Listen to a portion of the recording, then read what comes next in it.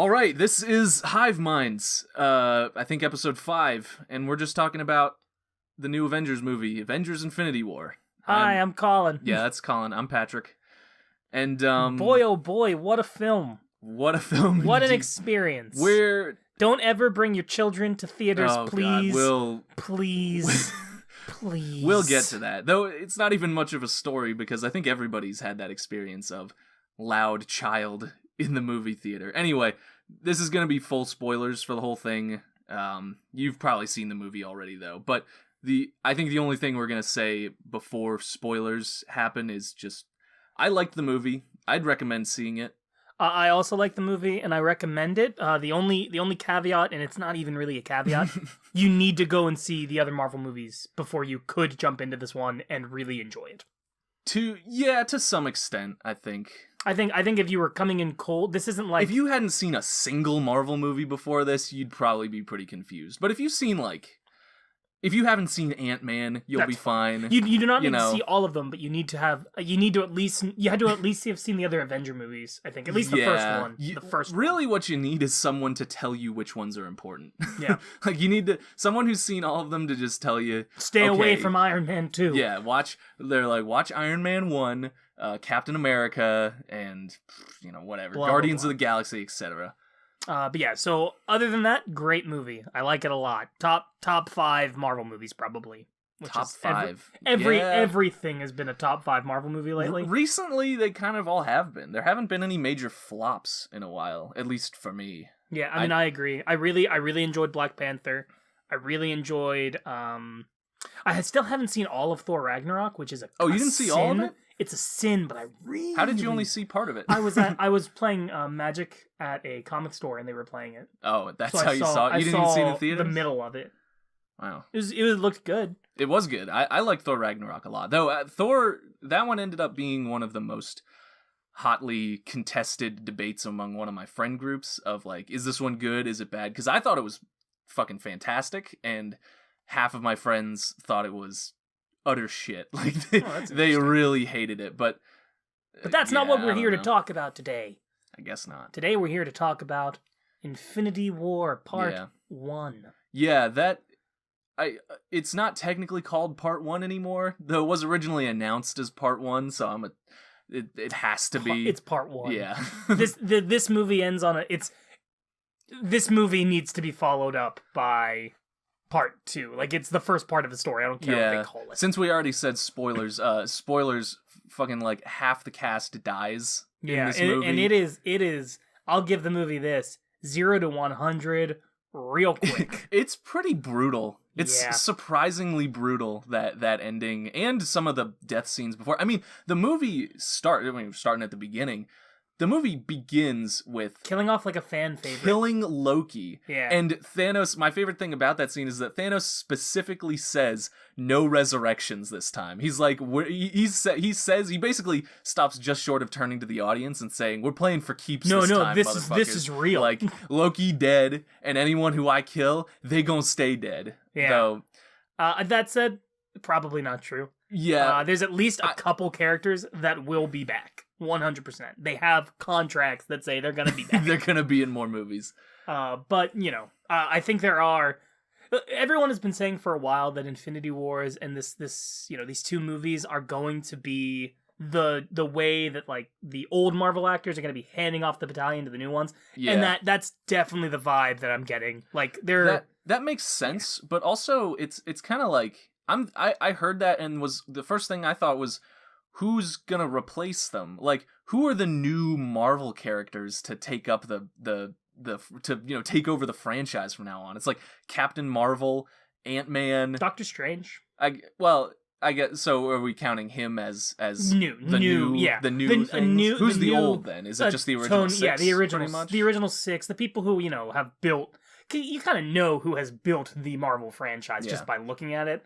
But I think T'Challa is going to be one of the big people in coming times. There's no way they're getting rid of him. He made way too much money with Black Panther. He made way too much money, gone. And he's also. I mean, I think even in Civil War, people were like, T'Challa's one of the best parts of it. Yeah, people love him. I think he's too good a character to not use. He's just too good. But yeah. Yeah, I agree. And also Spider-Man had by far the hardest to watch death scene. And came out and I think of it similarly as the at the ending of Civil War, actually, when Captain America is beating down on Iron Man. He raises his shield, and you are made to think that Captain America is just about to decapitate Tony. Like, even Tony thinks that. Like, he puts his hands over his face to protect his face, and it's like, oh my god. And like, I personally was caught up enough in the moment and like invested enough in that scene that I was fooled. I was like, oh shit, he's gonna kill him. And then immediately after it happened, I was like, oh, why the hell did I think that? What am I, stupid? Captain America, of course he's not gonna kill him. But you're supposed to be like tricked into thinking that. And like, the same thing basically happens with all of the characters in this movie that die in that horrible final scene, except the only one who it didn't work for was Spider-Man, because he's the only one who I know that there is a announced sequel to his movie coming out next year, 2019. Like, it's not even far off. It's just like, next year he's having a new movie. So when he was dying, I was sad, and I was like, oh, poor little baby. He looks like a little child, and he's crying and saying, please, no, I don't want to go. And I was like, nah, he's got a sequel next year. It's fine. He'll be fine. It's also just like, you can kind of tell what characters Marvel is almost being forced to replace. Like, they're not, and Spider-Man is not one of them. T'Challa is not one of them. Iron Man and Captain America, and Captain America, it's getting to be about the time. Maybe the actors are getting tired of doing it, or maybe the actors are demanding a little too much money now to play those roles. Who can say? But like, they're clearly setting the stage. I mean, they've been setting the stage to move on from the original Avengers. They've been setting that up for like years. It feels like Age of Ultron was the first point where I was like, oh, that's where I thought like, oh, this might be the beginning of the end for this original crew, because that's where they were setting up Civil War, but it turns out Civil War wasn't really that huge a deal in the grand scheme of things, because the very next movie to star anybody in Civil War just immediately puts them back together. Right? I mean, I do like the fact that even in this movie, all it takes to get the Avengers back together is a phone call from the Hulk. I kind of like that, though, to just show how Steve Rogers is. He's above it. He is above it. Iron Man's like, I don't want to call him. We're not on speaking terms. But if you call Steve Rogers and it's like, the universe is in danger, he'll be like, hell yeah, I'll help. I love the fact that the Hulk is like, are you guys serious right now? Throughout the whole movie, Bruce Banner is the only character on Earth, at least, who really understands, like, hey guys. Because he saw it. Yeah, he's like, this is bad. Like, this is the worst. Did you like what they did with the Hulk in this movie? Very weird decision. Very weird decision. At once I thought I was disappointed to not see the Hulk in basically the entire movie. It's gonna be so good in the second movie. Yeah, that's what I'm hoping. And also I like that the Hulk himself is getting some amount of like character development, sort of. Like for the entire Marvel universe up to this point, Hulk has been like their ace in the hole. Like, he is the strongest, pretty much bar none, up until now. Till Thor. Until Thor in this movie. Even Hulk. Thor was the other ace in the hole. Thor was the guy who could beat up the Hulk. I guess. Thor was the one that could potentially match the Hulk. In the movies, at least, it's never been. I always got the vibe that Thor and the Hulk were about equal. My impression was always that the Hulk is like half a notch above Thor. Like, he's just barely the stronger one. But I mean, it hardly matters. Basically, Hulk has been their trump card up until now. And then to see him just get completely manhandled by Thanos in the first 5 minutes of the movie. Not even really a fight. Yeah. Like, I think that was the interesting thing, is like, they don't it's not a good showing for the Hulk. He's Loki just beat. Loki steals Iron Man's line, "We have a Hulk," and is like, haha, you used the Hulk against me, but now I'm gonna get you. It's a callback to Avengers 1.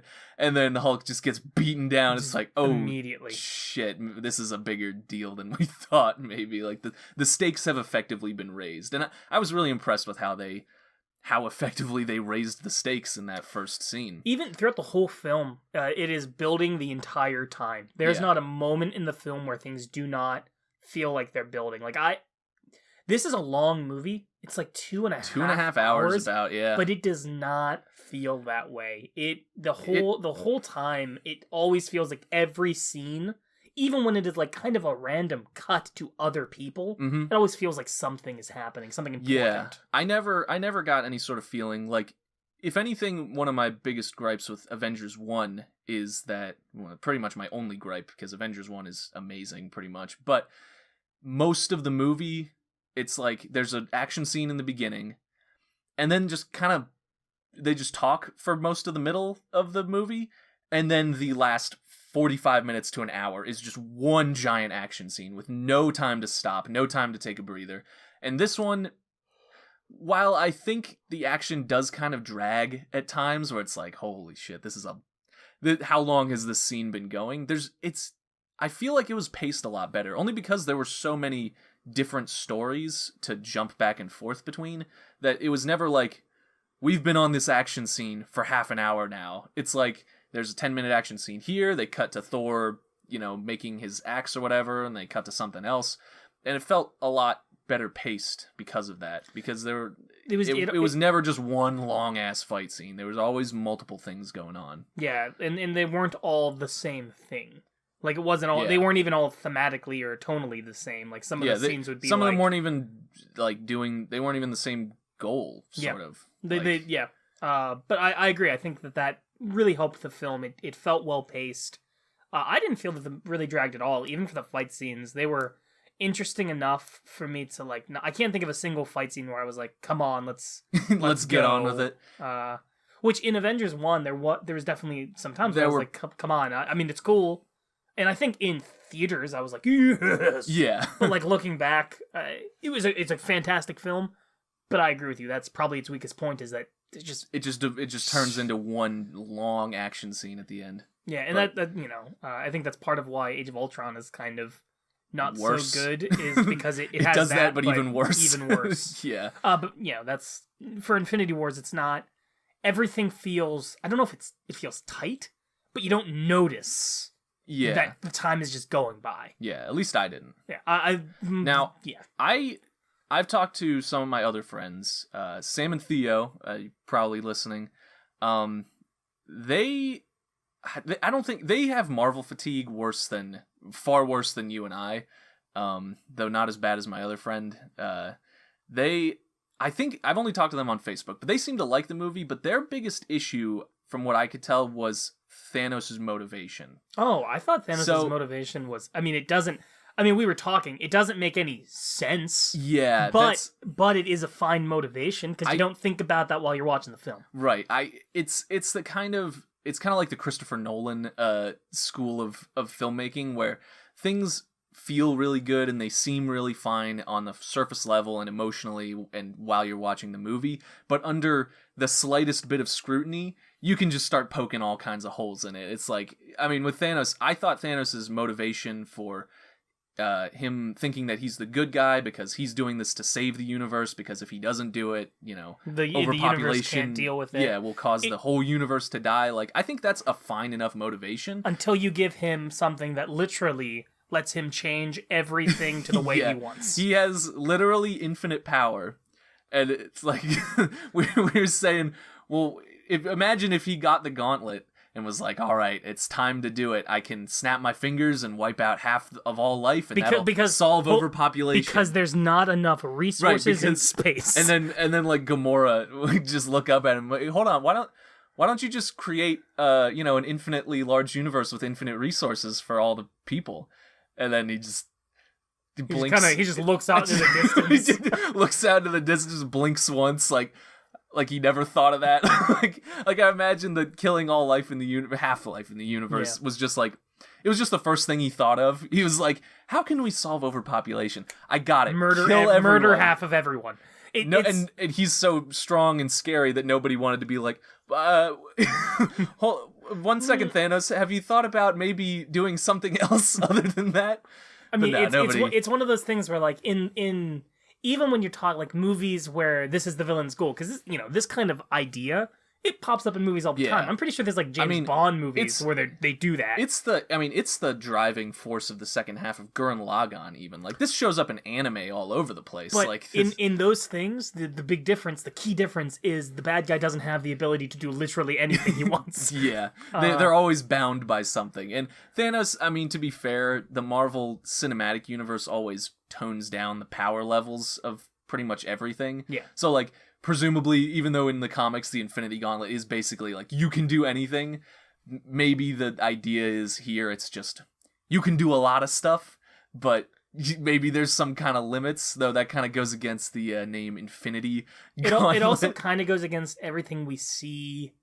I mean, like there's never really a time. Honestly, some of the biggest problem with this is much like in a comic book. Once he has like the reality gem, like why did he not win everything immediately? Any of those stones theoretically should give him enough power. You would think would logically we're applying logic to a superhero movie here, but you know that's what we do. You'd think logically that just one of those should be enough to just win every fight. And like in the comics, it's implied like Thanos kind of lets things challenge him because he's confident and at least in the comics that this is based off, he's kind of has a losing complex. He wants to win, but he doesn't think he should win, and so he gives people the opportunity to beat him. There's a point where he has all the gems and he like turns off his ability to see the future because he's like, gotta give you guys a fighting chance. Oh, of course. But like for the Thanos in the comics, with his motivation and how he is as a character, it's stupid. Like it is something that if you were trying to do what he's doing, you wouldn't do it because you could lose. But it makes sense as why he's doing that. Yeah. This guy, the Thanos from the movies, he is not. His motivation is completely different. He's not trying to like impress death. He thinks that this is something he needs to do. He thinks that this is the right thing to do. Like he thinks this is what has to happen, and he's the only one who can save the universe by doing this. But then he either is purposely letting himself be, fucked with and like almost losing, or they're just not supposed to be as powerful as they should be. I guess. I think it implies that he has to use it. He has to like clench his fist. Yeah, does that have any basis in the comics? I have never really remember. I have read. I'll tell you, I have read one comic that involved Thanos. I'm not I absorb most of my comics knowledge through osmosis, just from sort of standing near you and my other comic reading friends. But like, the only comic that I've read with Thanos is Civil War 2, where he's basically a side character who just kind of shows up in the background, and they just deal with him without even calling all of the Avengers. He shows up somewhere, and then War Machine and Captain Marvel just take him out by themselves. And then War Machine dies, and that's the whole Civil War thing. Civil War 2 is stupid. Thanos so I don't know anything about Thanos. Thanos is a monster. In the terms of the Marvel Universe, he's not the strongest villain or anything, but Thanos is an absolute monster. He's the equivalent of Darkseid from DC Comics. See, also, like I also have no frame of reference for that either. So he's probably like the villain of the multiverse. Yeah. Like Thanos in DC in Marvel Comics, I should say, is one of the few villains who has like genuinely like gotten his goal multiple times. Yeah. He's gotten the things he wanted to do. He's also him and Doom. Yeah. Dr. Doom and Thanos are all pretty similar characters, not in terms of how they act. Well, maybe a little bit, but a little bit. They're both kind of like, Dr. Doom is, and this is really saying something. Dr. Doom is more arrogant than Thanos, and Thanos wild. is like wildly, like Thanos could pimp slap Doom. Dr. Doom. Doom is real strong. He's got magic. That's great. Thanos would crush his little windpipe. That's surprising to me. I thought Dr. Doom was like the baddest boss. Dr. Doom's a badass motherfucker.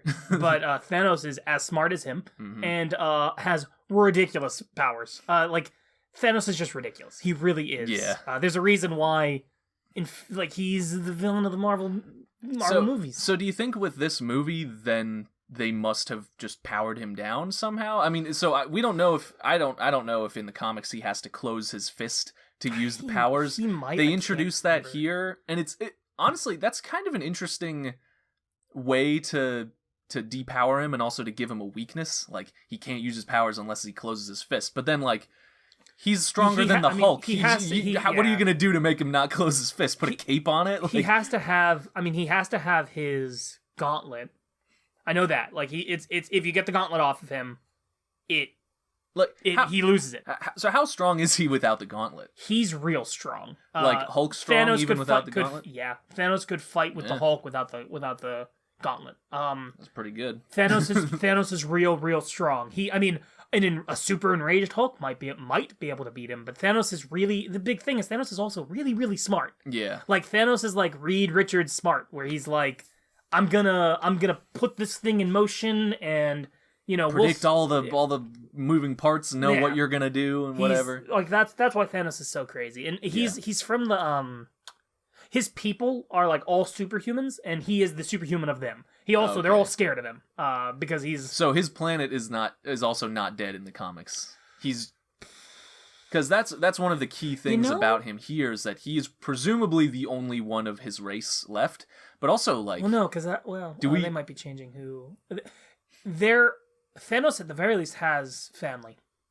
I'm pretty sure, and don't quote me on this, Marvel is not my forte. DC is what I know. Pretty sure Adam Warlock is related to Thanos. Oh, see, they set that up in what at the end of Guardians of the Galaxy 2. Yeah, well, he hasn't shown up yet. No.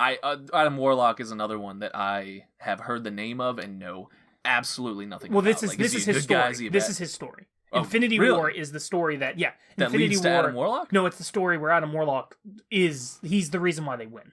Oh, okay. So you think Adam Warlock and also Stephen Strange, because Stephen Strange to put it in perspective, because I think this needs to be said. Doctor Strange in the comics, in the time that Infinity War is going on, was absolutely 100% stronger than the Hulk, Thor, all of them, all of the whole. He's ridiculous in the comics. Thanos with the complete Infinity Gauntlet for like 15 minutes. Jeez, that's a man who has the control of everything, infinite power. He had to fight Strange for like 15 minutes. Wow, but he lost. He wins. Yeah, Thanos wins. Yeah. Doctor Strange was able to fight him. The concepts of the universe were having trouble with Thanos. Like Doctor Strange is ridiculously strong. So it makes sense that they pretty significant, at least him, they pretty significantly power him down. Although, that's a common thing with the MCU is pretty much everybody is well below their comic power level. You could not do Doctor Strange in his comic level. That's like you couldn't. But even so, even with that, nerfing from the comics, Doctor Strange is one of the strongest characters in the MCU now. I think Doctor Strange could handle just about anyone. Yeah, and he's one of the only ones who, well, funnily, he goes toe-to-toe with Thanos alone, loses. Iron Man does the same thing, and also still loses. But, like, they put up... Power levels feel a little inconsistent at times in this movie, because people that got manhandled by one... Hulk gets manhandled by one stone Thanos, and then Iron Man is able to have a prolonged fight with 5 stone Thanos. And this is so it's a little like this is something that you don't really think about when you're watching the movie. Yeah, that's an important thing to remember, is that like it's these complaints don't really detract from the quality of the movie. Well, this is truly a comic book movie in the sense that like when you're reading a comic book, this is just how it goes. Like spoiler alerts. Like Spider-Man is I think it's either an Elseworld comic or it's the Infinity War comic. It's one of the two. He totally gets the gauntlet off of Thanos. Yeah. He manages to do that, and it's Spider-Man. It's like, I love Spider-Man. I really didn't. I hated Spider-Man, but I've recently come around to really liking the character. Yeah. Thanks to Tom Holland. Really, honestly, it's the fact that I hated comic book Spider-Man never growing up and always being like, just kind of a little bitch, and that sounds really mean. That's but toxic like, masculinity. Right no, there, it's that Spider-Man's an idiot. He's the cause of all of the problems in his life, and he's like woefully like, well, it's just how it is. And it's like, no, man, it's really not how it is. You're kind of terrible. Yeah. But it's kind of gone away in newer comics, and I can see past that. But like in terms of, but when you're reading that comic, you're like, yeah, of course, this is what happens. Like, you don't think about the fact that, like, how is Spider-Man even alive after being hit by whatever Thanos? Thanos beam. If Thanos punches him, how is he alive? Yeah. Like, he can punch the Hulk. how is Spider-Man alive when the Hulk punches him? And it's the question of like, how come when Superman was mind controlled and he punched Batman didn't explode? And the answer is comics. Because with these wildly varying power levels, you can't just adhere to them strictly all the time. But the magic of comics is you don't care and you don't really notice while you're reading because you're just like, it's of course. You don't notice that kind of stuff unless you're Death Battle or Seth the Programmer on YouTube. Have you seen Seth the Programmer? I think so. He basically just does really condescending Death Battle debunked videos all the time. Where it's like, they got everything wrong. There's no way that Ichigo would lose to Naruto or whatever things. I don't quote me on that. I'm not trying to start a feud with Seth the Programmer. I am. Fuck you. But like, it's the kind of thing that's not really relevant to like the quality of a story. It's a story, yeah. Like, and I think the story is really strong despite any logical holes we've poked in it. Like, and what like Thanos just make infinite food for everybody. Yeah, like, bear in mind, whatever. There are not plot holes, but there are holes in the logic that is being put down. Like, honestly, there is. There's even, there's like things that Thanos does with 3 stones where you should be like, you've won. You've already won. Yeah. You don't need. When he got the Reality Stone, he was able to get stabbed. And then he was able to project another reality. Yeah, a fake version of himself. But it's still like, why can any... It's the Aizen versus Ichigo thing where it's like, you have the power to make anyone see anything you want. Why do you ever lose? Yeah. Why was there ever a time where you were I was confused by his reality powers, because I'm like, okay, are you changing reality, or did you just make an illusion? Because, like... At the same time, you make an illusion of yourself that can't be an illusion, because he makes the gun bubbles. But right, exactly, and then you also turn Drax into Lego blocks and turn Mantis into paper. Terrifying paper. That was scary. I was like, terrifying. I thought they were dead. I thought he had killed them right there. I was like, oh my god, another one bites the dust. Holy shit! Like I get it. Another one bites the dust because they all turn to dust at the end. But yeah, it is like, the reality gem is the one where realistically anyone who gets that wins. Any, like, all of the gems are like, you win. Reality gem's probably the one that's the most. That's the most you win. You win. Like, it's like, I'm gonna go back in time to stop you. And it's like, I actually know reality doesn't let you. Like, I control reality. What are the limits? What is reality? Yeah, and what does reality even mean in the context of this movie? Like, what is the limits of this power? Yeah, like, because he's seemingly able to, like, I don't think he made an illusion. I think he made another version of himself. I think he was like you were looking at another universe. Yeah. Right, and he was like, "You're in another universe right now. You're in another reality. Snap back." I'm pretty sure what he's able to do with the reality gem, but it really doesn't hold up because he's able to turn people into Legos. And then they just turn back too. Yeah, they're better, and I think that's just because he's not there, and he doesn't care. Well, and one thing that is interesting, Thanos, like, as he's doing this, doesn't seem to have any real ill will towards anyone. No, he doesn't seem to want to kill anybody unless they're in his way. Like, definitely not afraid to, though. No, I mean, he'll slap a bitch. I mean, he'll kill your ass dead, but like, not if he doesn't have to. Yeah, like there's Strange gives him the thing, and he's like, "All right, I got my thing. See you guys. Like, I'm not gonna stand here and just kill you for fun.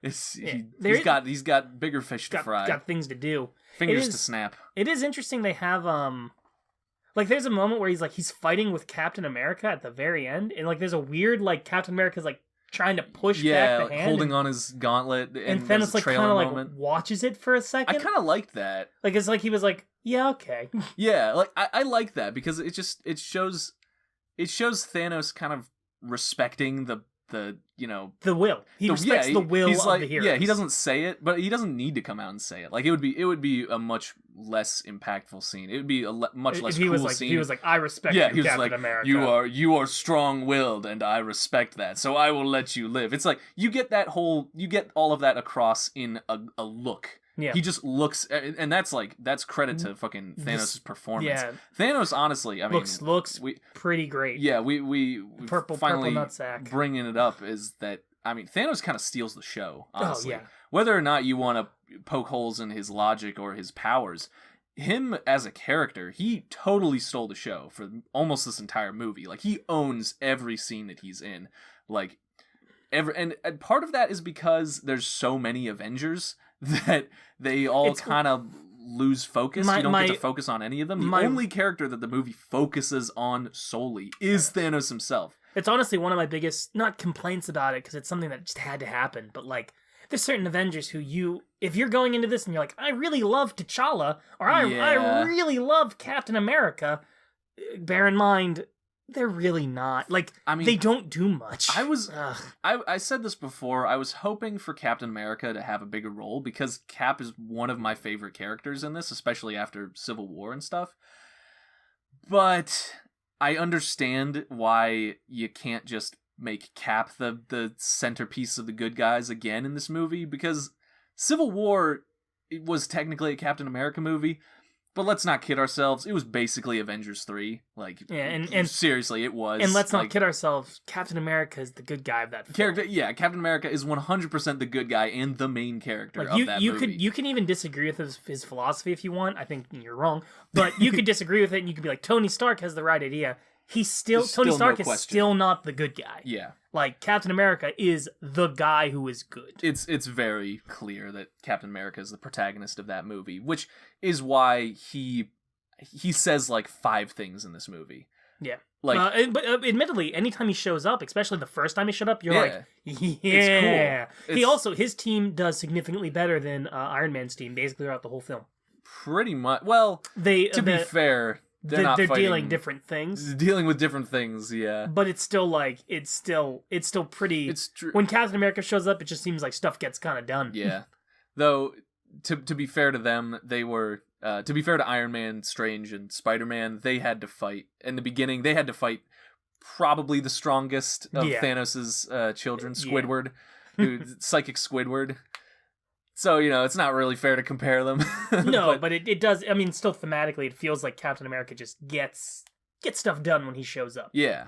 But yeah, it was.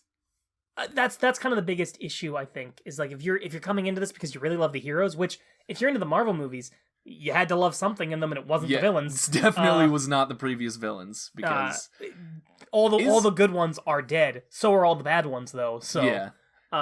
But like that.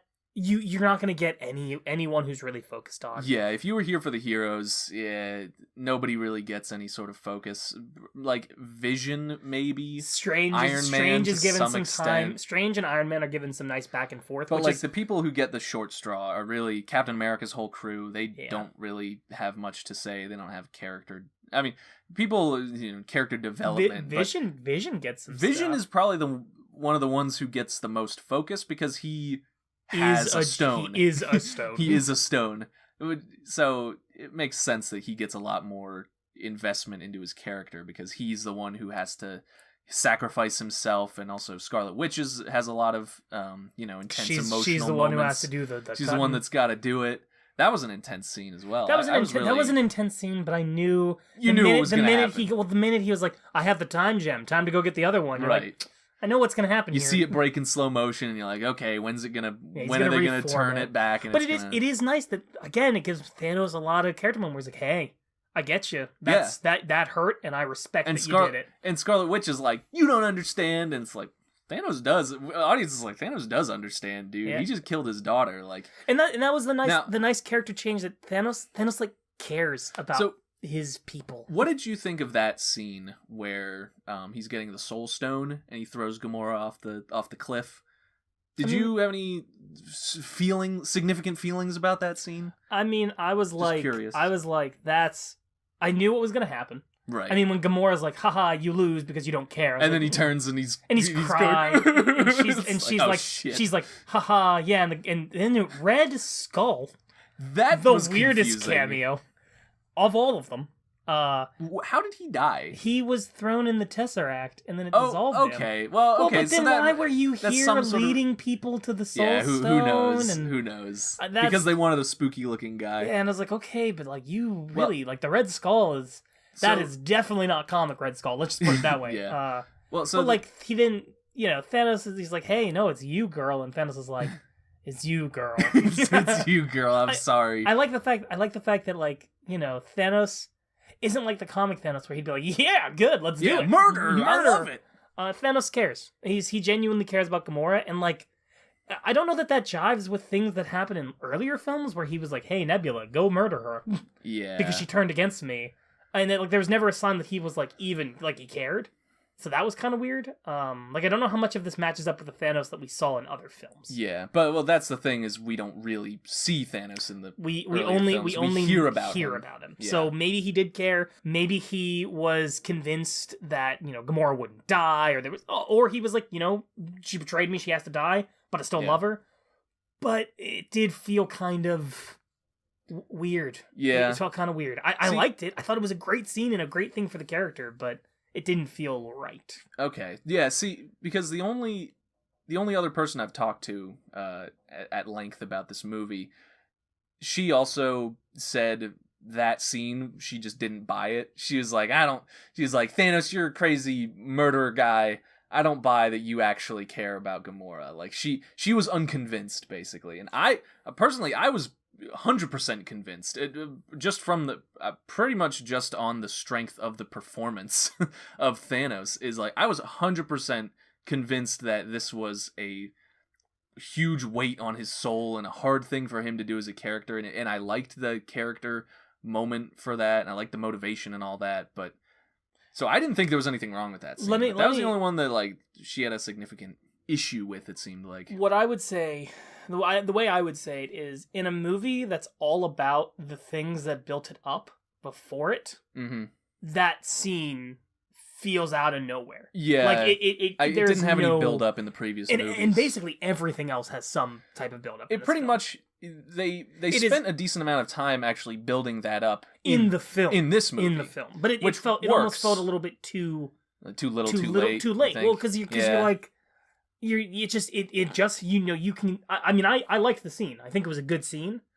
It worked for me, but I can understand why it might not work. It still feels weird. Like, I liked it, but it felt weird. I was a little bit like, come on, Thanos. Like, this doesn't feel like you. Like this doesn't feel like it was set up. It doesn't feel like Thanos. I can see that. Thanos in the other movies, just again, we only hear things about him, and we only hear other characters' description. Most we see of him is him turning and smiling and looking nothing like he does in this movie. Yeah, I thought he did something. I thought he showed up somewhere else. He's in the original Guardians. Yeah, does he talk to Nebula in that one? He talks to Nebula and to because he talked to Gamora too. Maybe I think he might talk to Gamora. But yeah, he talks to what do you call it? The dude who has the gem. The Collector? No, the other dude who's the villain. Oh, Ronan the Accuser. That that fascinating villain. That great one. Right, of course. He's right up there with the villain in Black Panther. Right. Most interesting. Well, yeah, exactly. Tied neck and neck. It's so close. Is Thanos a better villain than Killmonger? Where does Thanos rank in the Marvel villain? I would call it a pantheon, but it's more like, it's really like there's three good guys. ones. It's more like there's three ones who are better than the others, and it's just the rest are shit. Well, he's definitely above Ultron. That's no question there. I would argue Ultron as a character is pretty bad, but he also is somebody whose performance was really good. He is one of the ones. Yeah, you're right. 100% right on that. His character is like, but the performance really elevated Ultron above. Was it Jeff Bridges that was that him? No, it was David Spader. His performance is I forget the guy's name. I want to say it's David Spader. Whoever it was. No, James Spader. I'm thinking I got David Spade, who is the guy who plays Emperor Kuzco, mixed up with James Spader. I think. Don't quote me on this. I don't know. I don't know actors as well as I should. He gives a great performance, and so you like the character, but he's a terrible villain. Thanos had both, which was cool. The villain in Black Panther is talking about things that are like more real, I think. Like he's I mean, I at this the villain from Black Panther's real issue is that it's not even just that he's a villain. It's that there's a point where I can no longer believe what he's saying. Like the minute he's like, I'm gonna start murdering my people to get what I want, I was like, you kind of fall apart as a villain to me a little bit. Because everything up until that was I will liberate my people. I will save all the people around the world. It makes everything he's saying ring hollow. Because when the going gets tough, his response is, gotta do the easy thing. Gotta do the easy thing for me. Can't just convince people that I'm right. I have to murder them if they don't think I'm right, and then take the power by force. I'm fine with that because he is the villain. Like, right. Tangent. Like, the dude's the villain. He is not. You're not supposed to like him or you're supposed to agree. Maybe you're not supposed to agree with him. You're supposed to maybe sympathize. You're supposed to understand him. Is the most important thing. But the issue for me, the scene where I was like, okay, this guy is a villain, and I can't really be on board with him. His girlfriend gets captured. Yeah. And he's like, hold on, babe, and then he shoots her, and you're like, I understand this is like you're built up. You've got bigger goals, I guess, but you're not even. I can no longer relate to you, and I think a lot of and it kind of goes against everything you said. So now you seem like a hollow person. Like thing you're going for. What's like I need to liberate our people. You just sat here and watched and did nothing. It's like well, you shot your people when it was no longer convenient. Like right. You could, and don't tell me you couldn't have figured out a situation out of that. You are a badass. You could have totally beat up fucking Gollum. Smeagol. Like, you could have done it. Like, I can't believe... There was a point where I was like, and I still think he's a great villain. And, you could just argue, well, yeah, that's why he's the villain. That's why you don't agree with him. But it kind of cheapened his pretty valid points. Yeah. And kind of, I think, hurt him as a character. Thanos doesn't have that. Thanos seems pretty consistent. Thanos is very there's never a time where his motivation is in question, or his where he does something that seems out of character or anything like that. So do you think he's better than I think it's Do you think is he the best Marvel movie villain? Is there anyone better than him? Like, I think Killmonger's the other Killmonger's the other guy who I would argue is Killmonger has a more like if you take the movies and you look at what the villains are trying to accomplish, Killmonger's is the one where I think right now in modern day America, you're more like I understand. I understand this is you're making a point with this. Right. He's got a message. There's no real message to Thanos. Right? Like you could argue that Thanos' message could be a real thing because overpopulation. I mean, someday, maybe. It kind of is even now. We're kind of there's the planet maybe wasn't meant to have so many humans. It is dying.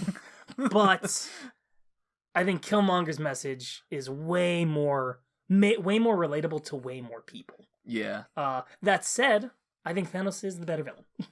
So I think pretty much the only 3 good villains that people consider good villains in the MCU. It's just Killmonger, Thanos, and Loki. And Loki admittedly is interesting, and even in this film, like they do the whole like Loki much better than the comics in this regard. Does seem to genuinely care about Thor. Yeah. And I think it's always been implied, even when he's like doing things that are directly trying to kill Thor. He definitely has a soft spot for Thor. He definitely is like I never got the feeling that Loki ever actually wanted to kill Thor. There's a lot of that in Thor Ragnarok. That's I mean that entire movie. I mean, a lot of people, my friends thought it was silly and stupid, but I mean, it's kind of it's about it really goes into depth, or more depth at least, with the Loki and Thor brotherly relationship, and also their relationship with their sister and what does family mean, but also it's kind of about colonialism. Like there's a lot more to that movie than it seems initially, and whether or not it all worked is up to you, but like there's more going on in Thor Ragnarok than you would think. But yeah, so like Loki, I guess, is the only other contender for a good villain. I'm trying to think of other villains. I mean, again, there are villains who like are memorable not because they really did have great performance. Like Ultron really is great performances. Performance was fantastic. Or they like villains that just facilitate good action scenes, like Hela. Yeah, like Hela. I haven't seen it, but I tell you, Hela is taking Kate Blanchett, of all people, and turning her into this, death black metal, sex idol thing that, just murders people with ruthless efficiency. Like, that's kind of a genius move. And like, Hela unfortunately doesn't get a whole lot of character development, but like, she just facilitates good action, and what are you laughing about? I can't. What? I can't get the vision of Peter Dinklage as a giant dwarf. I'm sorry. I didn't mean to cut it. It just came to me. Peter Dinklage. We must restart the forge. Even when Peter Dinklage is made into a giant man, he's a dwarf, and I could not laugh. I thought that was genius. When I he came and like punched bad. Thor, and it was like, and I looked up and I was like, is that Peter Dinklage? I'm like, did they just make a giant dwarf? Did they did they really make that oxymoron happen? I feel really bad about finding that funny. I'm just gonna point that out. No, I think it's funny. I don't know, man. I don't think you should feel bad about that being funny. The joke is he's a small guy, but they made him really big. That's the joke. But he's a dwarf still. Yeah, but I think the funniest thing Peter is Dinklage knows he's no small. matter how tall, no matter how big Peter Dinklage is, he's a dwarf. Still a dwarf. He's the world's biggest dwarf. No, this is staying in. I think it's funny too. Yeah, okay, I'm a bad person. Go on. So how? I forgot where I was going. Let's talk about villains. Thor. Villains. I think it does come down to like they're the three good villains in Marvel are good villains. The rest aren't. are not. and I think like trying to put who the best one is, it's real hard. 'Cause, again, I just said Thanos, but I'm still like. Oh, maybe not. It's hard. You know who's actually a pretty good villain that we forgot about? Vulture. Vulture's actually not bad. Vulture, I forgot about him. He's good, but he's very different than the other ones. Yeah, he's definitely. very different than the other ones. But he's good. He's got Vulture's got a good code. motivation. Yeah, he's got a code of ethics. I like the fact that at the end, spoilers for the end of Spider-Man. I'm one of my favorite things about Vulture is like, you know who Spider-Man is? He's like, nope. Nah. Don't know nothing. He's clearly going to go and kill that child when he gets out of jail. Yeah. But he's not going to tell him. He's going to do it himself. Yeah. He's not going to reveal his secret identity and let other people kill him. Like, that'd be ridiculous. That would be very sinister of him. Yeah. That'd be a... Sinister Six. That's the joke. I was going to try to work in a 6 joke, but... Yeah, do you think he's... That's a 6 out of 10. No. All right, moving on. What else do we want to talk about? But yeah, I think the movie was very good. And it really is... It's what makes this movie special, even in regards to Avengers. It's what Avenger did, but more. The build-up was... It feels like it was paid off, and that's impressive because it was like 20 films of build-up I think that's a thing to be impressed by with these movies and this franchise is that this is no other film series has ever made a shared universe on this scale. Like, this is just an unprecedented thing. Like, it seems commonplace now. It's like, oh yeah, it's a cinematic universe. Of course, DC's got one of those. Friggin' Tom Cruise's Mummy has one of those now too. It's like, nobody cares. Nobody's impressed by it anymore. But if you think about it, you should be impressed by this. The amount of planning. 20 movies with a shared continuity that is internally consistent and like critically consistent. Like, they're all good. That it's insane. It's a crazy undertaking. And then the fact that basically all of the Avengers movies aren't supposed to be, in the past they've just been the big celebration movies, just like, look at all these characters we've developed. Now let's just put them in a movie together and just watch the fireworks. It's like, that's cool. That's a good concept. Except for this one, this is literally what every single movie up until now has directly or indirectly been building towards. And the fact that it came out and it's good and it incorporates almost every character from all those previous movies and it gives them all something to do and it doesn't cheapen any of their characters and like has a satisfying story with a good villain, like, that shit's impressive. I think I don't think enough people appreciate how impressive that really is. I think the thing that makes it most impressive and shows that it's impressive is, like, I've been hearing for the last 4 or 5 years, people are like, the Marvel Universe is going to come to an end soon because it can't sustain itself. It can't. There's no way. And every movie Marvel releases has been them going like, no, we're gonna go break another record. Yeah. We're gonna do it again. It's like, no, we're fine. This thing is still going strong. Don't people worry. are like, people are sick of comic book movies, except they're no, they're not. They're sick of bad comic book movies like Suicide Squad and Batman v Superman or whatever. How poetic that the friggin' Justice League, they rushed their Justice League. They didn't wait and take the time to build their universe. They just were like, people want to Avengers was big, let's just make Justice League right away. No, so sad. Can't do that. It doesn't work. Sad. Though, to be fair to Justice League, I haven't actually watched it yet. I own it. I haven't But watched it. I can't bring myself to do it. It's hard to bring yourself to watch the spectacle. I guess we're both talking out of our asses that Justice League was bad, but I mean, come on. Does anybody have any illusions that the DC universe was like a success in any way, shape, or form? Except for making money. They made money, I guess, but like nowhere near the money that the Marvel movies made, and nowhere near the critical praise that the Marvel movies get. I mean, it's not even close. They're not even worth comparing. Yeah, they're not. I mean, they're not in the same ballpark at all. Let's be honest, at all. Yeah. And that's sad because you like love DC. DC Comics. Detective Comics is great. Yeah, Detective Comics. But yeah, Marvel Comics. So to summarize what we're saying, it's a great movie.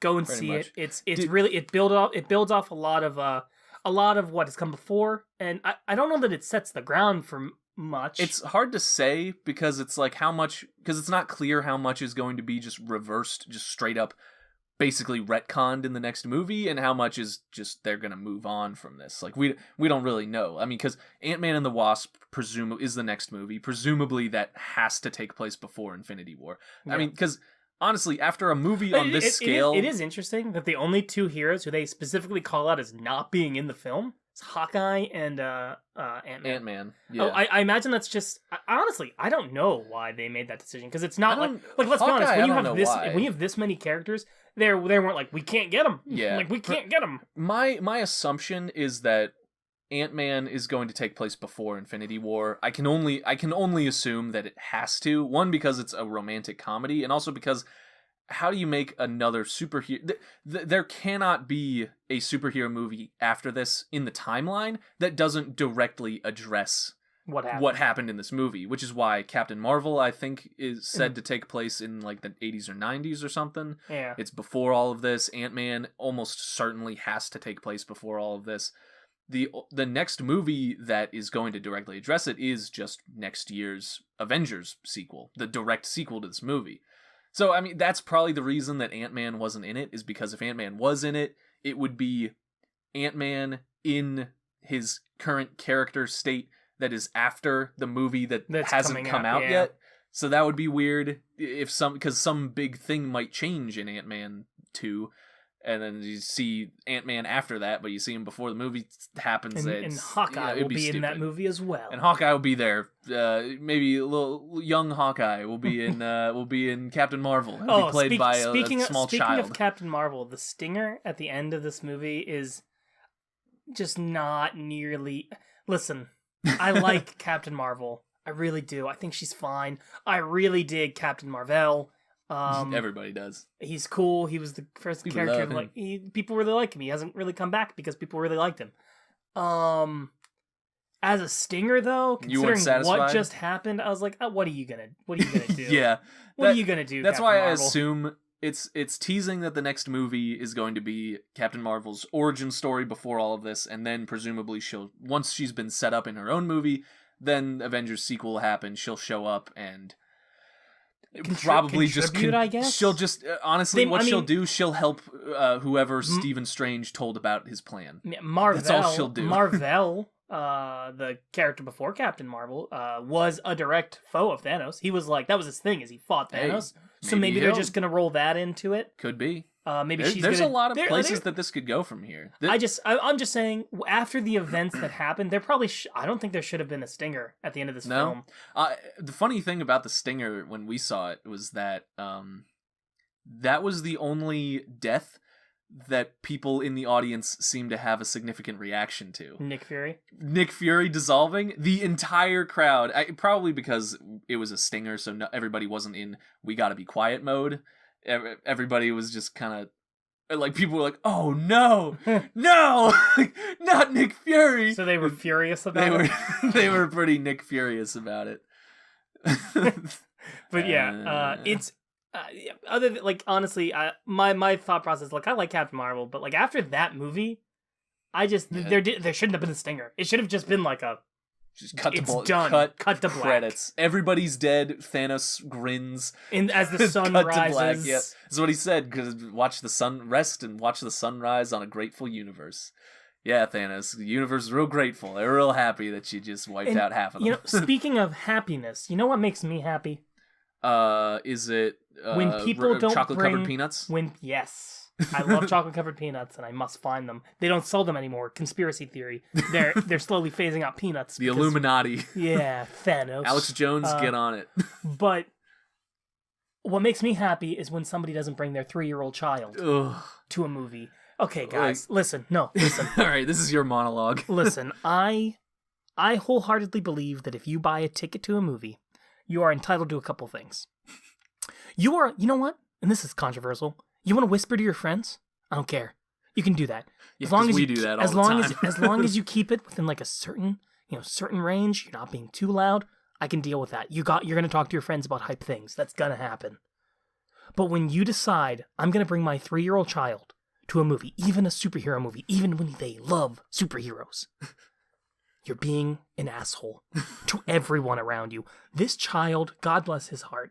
Sweet. It seemed like such a nice little kid. Sweet child. Just talked the whole time. He would not shut up. He was right next to us, but it wouldn't have mattered if he was in the other theater, because we would have heard him. Is that Thanos? He would ask a question like, what's happening every minute? And I get it. You're a child. He's like 3. We only found out he's 3 because he told people he was 3. I'm 3. I get that. Is that is that Doctor Strange? I'm 3, by the way. It was like, I get it. I can't get mad at the child. His dad bought him a ticket, but like, just, dude. Come on, Dad. I know you want to bring your kid because he probably was like, I want to go see this movie. He would have cried. You have to do it. But, man, come on. Everyone else has wants to listen to the movie, and I just can't. It was pretty rough. Luckily for me, I saw it a few days before, so I've seen it twice now. And the funny thing, the only similar thing that happened to me in my first showing was not a loud, obnoxious child next to me. It was a young, frightened, sad child in front of me who was wearing he was wearing Spider-Man gloves, and he had like a little Spider-Man hoodie, and he was real cute, and I was like, "Oh, that's nice." In the beginning of the movie, and then Spider-Man has a tearful goodbye scene where he's pleading Tony to save him as he feels his body dissolving from within, and says, "Please, no, I don't want to go. I'm not ready to die." And I feel bad for laughing about it, but I couldn't help it because I wanted to tell him after I saw him crying after the movie. His parents were consoling him and giving him tissues, dabbing his tears, and I wanted to tell him, like, "Kid, don't worry. Spider-Man Homecoming 2 is coming out next year. Like, he's gonna be fine." But I don't think it would have helped. I don't think he would have believed me. He'd be like, "No, he's dead. He killed him." Here's the thing. I'm fine with people. I'm fine with a lot of things in movies. I don't like when people clap. But that's me, and I get that that's me. Yeah, that's just a personal. But when I can't hear the movie, I have kind of a problem, and I have a problem with the parent there. Yeah. There were scenes where I legitimately did not know what was happening because the child was being so loud. And I get it. Comic book movies, kids love comic book heroes. Yeah. I'm a 25-year-old man. I probably should not be mad at the 3-year-old. And this is also like, I mean, this happens to everybody. Like, when people's airplane gets delayed, everyone's, "Oh, my plane got delayed. Oh, there was a kid in my movie theater." Like, it happens to everybody. It's life. But that doesn't make it any less really goddamn annoying. You know, honestly, in the comments, call me out if I'm being a jerk, because I very well might be. But yeah. I think that's my newest pet peeve is like, if your kid is below 7, do not take them to a showing of a movie that is not specifically for children. I was saying this movie also was pretty dark. It's very dark. I was surprised that kid wasn't crying by the end. But you know what? It's because he didn't understand anything that happened in the movie. He didn't understand a thing. I was saying you could have shown him Justice League and just told him it was the new Avengers movie, and he'd be like, "Okay." He's not stupid. He's a little kid. They're tiny. 3. They don't know anything yet. A couple years ago, he didn't realize that when he closed his eyes, that everything didn't disappear. Yeah, he's just barely learned object permanence, and you're showing him a movie where people get friggin' thrown off of cliffs and splattered all over the ground, and they dissolve and die, and it's horrible. Yeah, again, it's the ultimate first world problem where I'm mad that a child has ruined my theater experience, and I get it. That's me being pretty petty. But boy, howdy, if anyone who's like you're just being a jerk, I'll bet you haven't had this happen. Yeah. I'm willing to bet you because I hadn't had this happen until now, and boy, howdy, is it annoying. Mm. But well, hey, what time is it? It's about 5:30. No, it's No. Colin's Corner. No, not Colin's Corner. Play the jingle. I didn't make a jingle. Make a jingle. Do Colin's Corner. Yeah. So this week I had two questions. So cringy. I had two questions. Colin, it's good.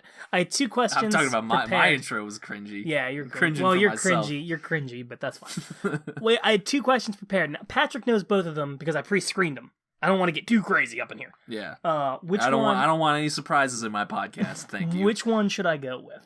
I don't remember what they were. Let's pick one. We're gonna do magic where he's gonna edit this out. It's you know what? It's fine. Don't leave this in because I'll be pissed. Okay. Because now you're gonna do it. No, I won't leave it in. Don't worry. I won't leave it in. This is definitely not staying in. You are not hearing this on the internet right now. Don't worry. Good. I believe you. And if I find out that you lied to me, you don't listen to this podcast. You're right. You're right. You won't know the book or the redux of what we already did. Oh, I think the book is better. Book, yeah. Book question is more interesting. So, question. Then again, the other one is super power related. I know, it's too good. I'm gonna give them both. Today, we're doing a double Colin's Corner. And now you do like the little do and you have like a spinning picture. So one of these is a redux of something that we've already asked you, but we've changed just enough to make it interesting. And the other one is a question about free will, and, we probably don't have it anyways, so... I don't think we do. First question. Imagine there was a book, and this book has your life written in it, right? So, yeah, I know. Elbow on the table, man. And this book has your life written in it. So if you open this book up, no matter what page you go to, you'll be able to, ask it a question about your life, your future in particular, and you'll get an answer. But if you read that thing, it is going to happen. You cannot avoid it. So if you ask, what am I going to have for dinner tomorrow? And it says tacos, you are having tacos tomorrow. Through the power of God. Maybe you get into a hospital accident. And they feed me tacos. They feed you tacos. You have no choice. That'd be the worst. I'll just go with it. I'll just go home and eat tacos. It's fine. I'm not going to fight it if that's the alternative. No matter what you do, this thing will happen. So what's the question? Would you read the book? No. No, it's solid. That's a fast no.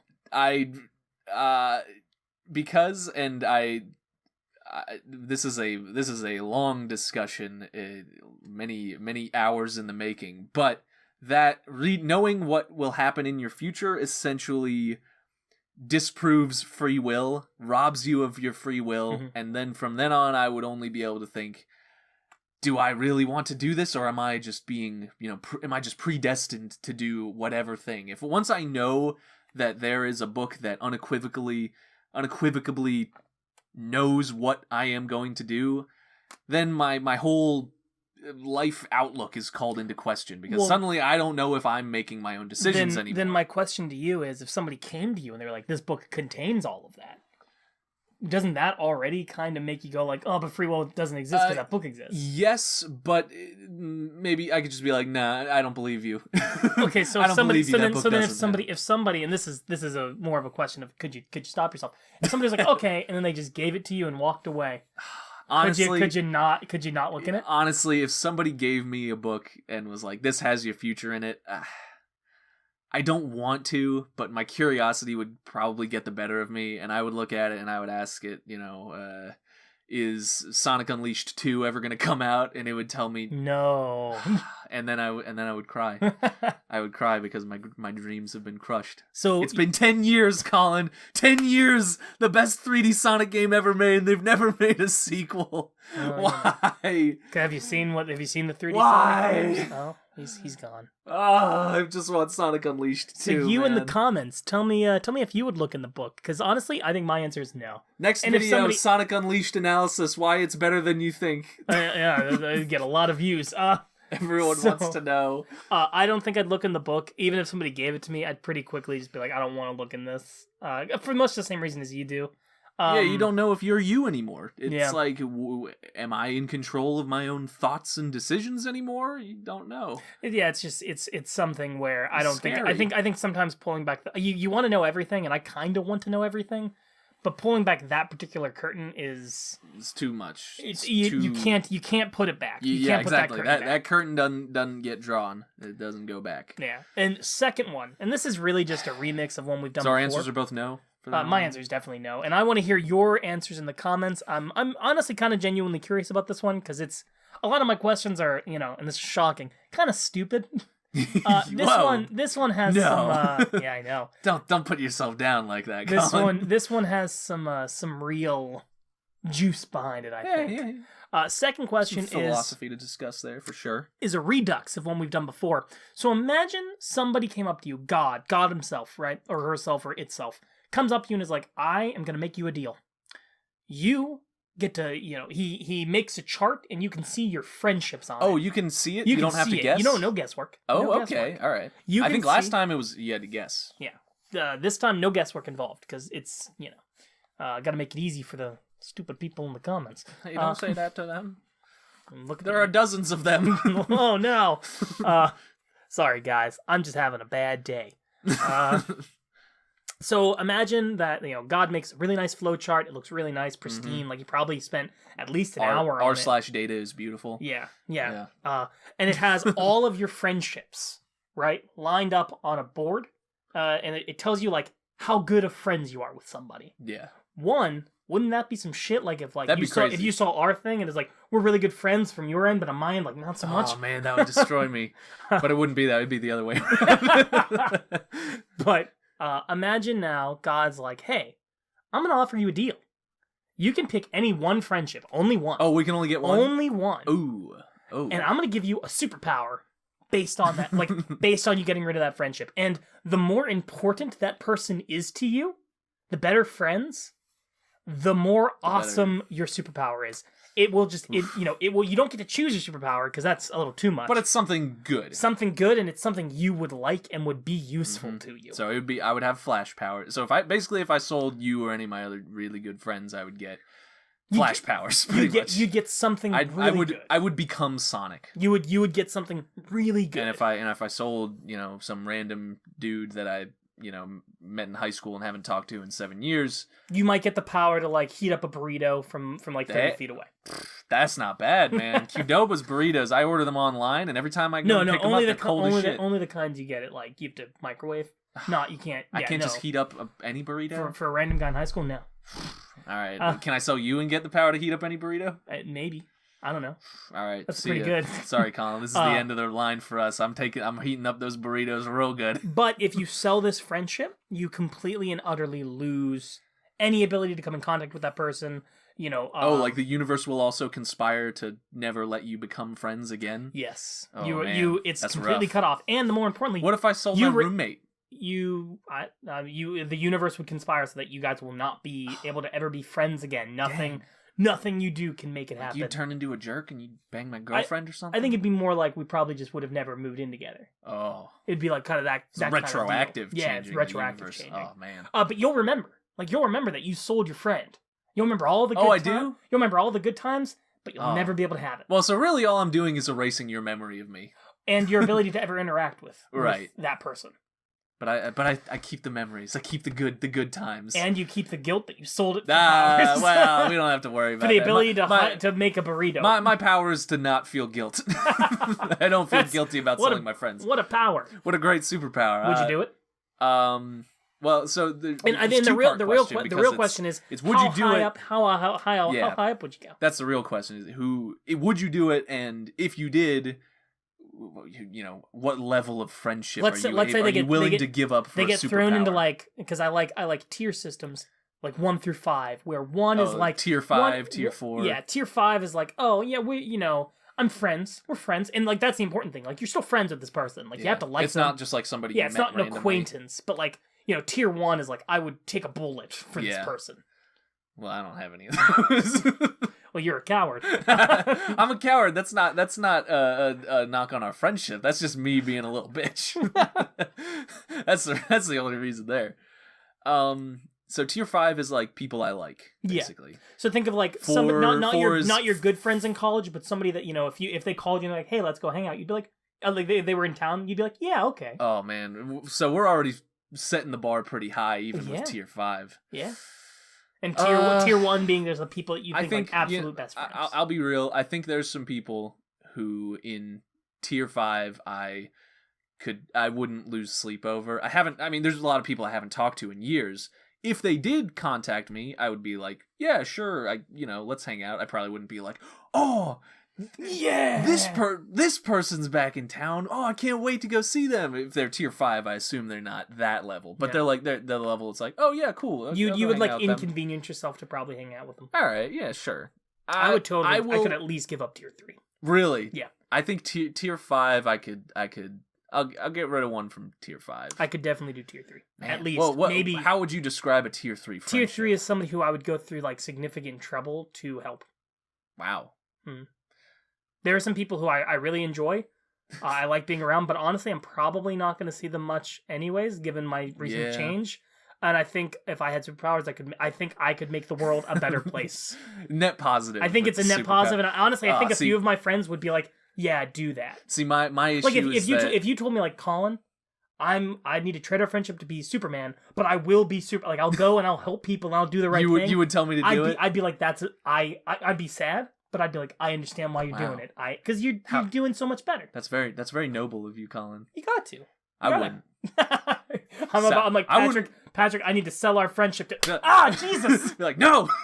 I don't care if you get to be Superman. That's bullshit, Colin. You can't do that. No, because my problem is because if I got superpowers, I probably wouldn't be a superhero. I think I probably wouldn't contribute to the greater good. If you got really good, okay, if I got superpowers, if I got Superman powers, well, I mean, sure. tier one is you're gonna get the best. But if I'm selling tier 5, you're gonna be able to do like maybe I think something that would be helpful, but. The way I see it is like it'd be a language like you can understand probably like verbally any language it's said where it's like super useful, but not. That's a really good power. That's really useful, but it's not in the terms of comic books. It's like, oh yeah, okay. Like I can't throw the moon. If you get Superman powers, it's like you can just go punch the moon if you wanted to. Yeah, but don't because you're Superman. You gotta do the right thing. But like that's I think it's a okay. So say I want super speed. Super speed is my favorite superpower. Well, would I just be able to run twice as fast as a normal person at tier 5? I think tier 5 would be like yeah, you can probably move as fast as like you're definitely faster. You like how about Cheetah? Cheetah speed. Well, cheetahs can only run. They can only sprint. That's the thing. I think the way tier 5 would work is like. Tier 5 would probably be like you can maybe run that speed, but you get tired. Oh, man. Tier 1 is like you're like Sonic the Hedgehog, where it's like I just running is nothing. I can just run forever. Well, then at that point, it's like it's not even worth it. Though honestly, I think tier 5, that's tier 5 is probably worth it. Dude, being able to run, I won't use it very often, but when you need to, and I'm not giving up anything that I'm like gonna it's like miss I think horribly. I think an example of a tier 1 superpower would be like you can teleport anywhere, but you will feel like you walked there. So like you will have the Tier 5 like thing for like teleportation would be like I can teleport anywhere. I'd kill myself. Well, you die. Obviously you will not die. You'll just be tired. But like if you were like I need to teleport to school, you'd be like I teleport there, and then you'd be like it feels like I walked to school, but I'm also there in no time. Well, that's not bad. But tier 1 is like I can teleport. I guess in comics anywhere in the universe instantly with no downside, and I can bring other people with me. I might bump it up to tier 4 then. If all I'm getting is being able to run 70 miles an hour for 2 seconds or whatever, I think you could probably like a minute. I'll bump that up one tier, just one notch. I have a good idea of the level of person that might not a specific person, just the level of friendship, a group. I got specific people. Oh shit! Don't say their name. What's the name? No, he said you. There are definitely some people. We're not gonna say who you said there. Could you imagine if it was a superpower based on that person? It would just be.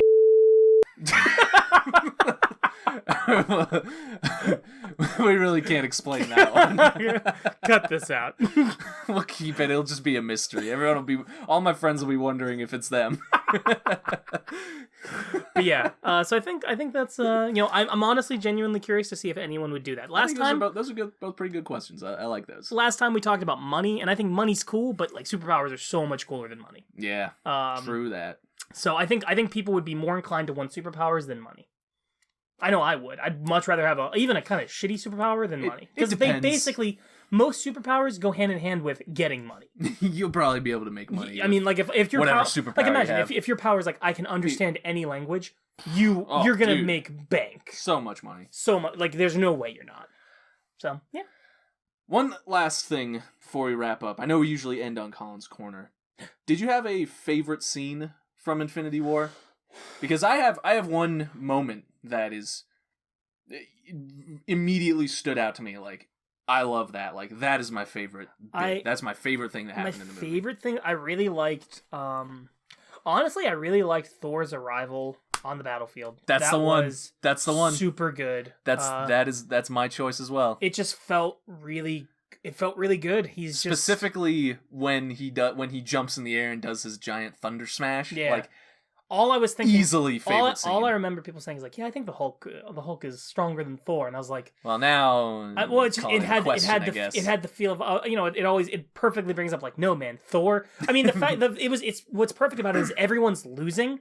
Everyone's like, we can't, like, we're gonna lose, and then Thor opens up, and everyone's like, oh shit, it's here. He's here. And then suddenly they're not losing. Like Thor single-handedly, it's like it's like the people to put it in perspective, Captain America's like beating up people on the ground, T'Challa's like fighting and they're really into it, and then Thor's blowing up ships. Like he's like jumping from ship to ship with giant axe. And then throwing an axe through Thanos' infinite power beam and into his chest. Even Thanos is like, wow. Yeah, Thanos is like, holy shit, Thor's fucking strong. Yeah, I love perfect. Just the imagery of him jumping in the air, all the lightning, the sky turns black in that scene, his eyes glow. Anytime Thor's eyes glow, that started in Ragnarok, and it's like half the reason that the action in Ragnarok is so cool.